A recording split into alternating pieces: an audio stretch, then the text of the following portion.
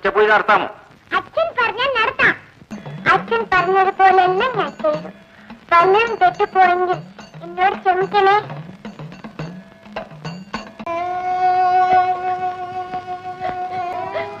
ഒന്നില്ലേ കണ്ണ, അച്ഛൻ പൂജയ്ക്കുമ്പോൾ എന്ന് ഉണ്ണാറുണ്ടല്ലോ. എന്നോട് എന്താ പിണക്കം കണ്ണ? കറ കാട്ട് കണ്ണ, എന്റെ പൊന്നുണ്ണി കണ്ണനല്ലേ?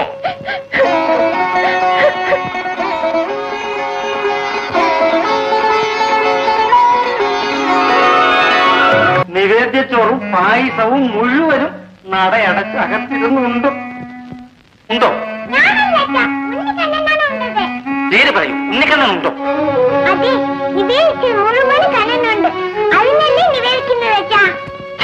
പച്ച കള്ളം പറയൂ.